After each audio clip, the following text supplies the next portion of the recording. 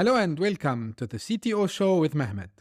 My name is Mehmet, and in each episode, I will be exploring the latest trends, insights, and strategies in topics like cybersecurity, digital transformation, emerging tech, startups, and entrepreneurship. From thought leaders and innovators to entrepreneurs and founders, we will hear from experts across a wide range of industries who are driving change and making an impact in the world of tech and business. Thank you for tuning in. Let's get started. Today, I'm discussing the intersection of cloud computing and cybersecurity. The reason I wanted to bring a cybersecurity related topic today because this week we have JISEC here in Dubai, and I will be covering also as well. So I might come up with a few interviews if time allows while visiting. So, as I said, the topic is about cloud computing and the intersection with cybersecurity. Cloud computing has become an essential part of many businesses, but it also presents new risks for cybersecurity. I will be trying to explore the potential risks of cloud computing and how businesses can protect themselves. As you know, cloud computing refers to the delivery of computing services, including servers, storage, databases, networking, software, and analytics over the internet. While cloud computing offers many benefits to businesses, it also presents potential cybersecurity risks. One of the biggest risks is the loss of control over data. When businesses store their data in the cloud, they are relying on their cloud provider to secure it. This means that if the provider experiences a data breach, the business's data could be compromised. And I covered a story a couple of weeks back where one of the telcos get a data breach and a lot of customers' data were also compromised. Another risk is the potential of misconfiguration in the cloud environment, which can leave businesses vulnerable to cyber attacks. Misconfigurations can occur when businesses don't properly configure their cloud services or don't understand the security implications of their cloud settings.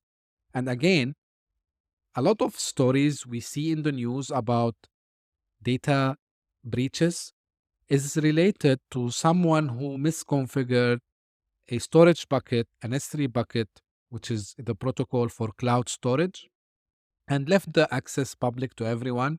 And what happens is some of the threat actors will find this public storage, they will breach in, and then they will exfiltrate the data. So we see this a common factor, I would say, when it comes to attacking using misconfiguration in the cloud.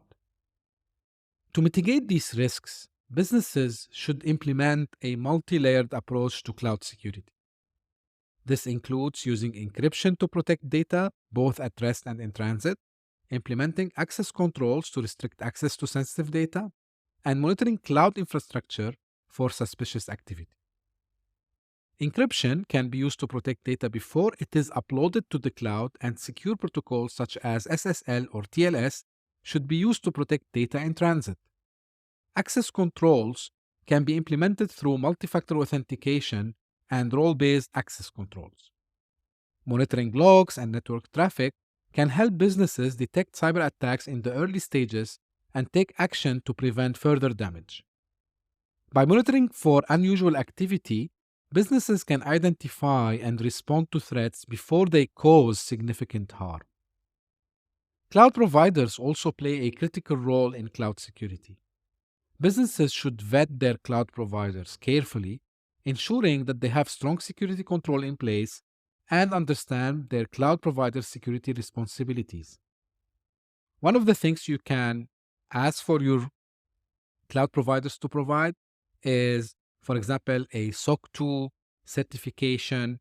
Also, you need to understand from business perspective the agreement that you sign with the cloud provider, because it depends on the type of the service you get.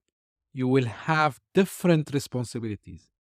Usually in a SaaS approach, for example, email services, CRM services, the responsibility of the cloud provider is to provide you the security from physical perspective.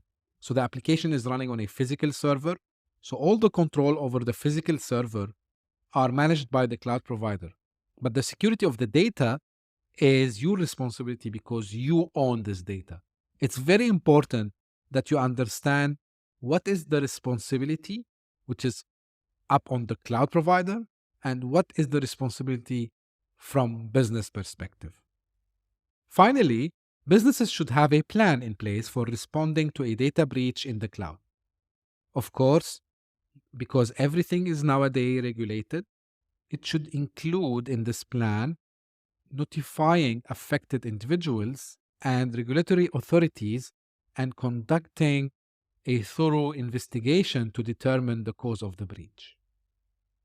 In conclusion, while cloud computing presents new challenges for cybersecurity, businesses can take advantages, of course, of cloud computing while minimizing their cybersecurity risks through proper security measures like the access control, encryption, monitoring, and working with a trustworthy cloud provider. By implementing these strategies, businesses can protect themselves and their data in the cloud.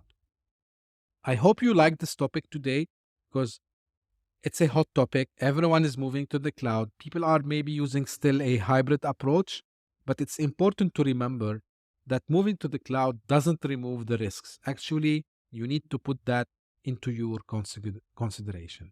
Thank you very much for tuning in today. I hope you enjoyed this episode. As usual, if you have any feedback around this episode or the content in general, you have any questions, you have any query, if you want to join me on this podcast, I would be more than happy to speak to you. You can reach out to me by email, you can reach out to me by Twitter or LinkedIn.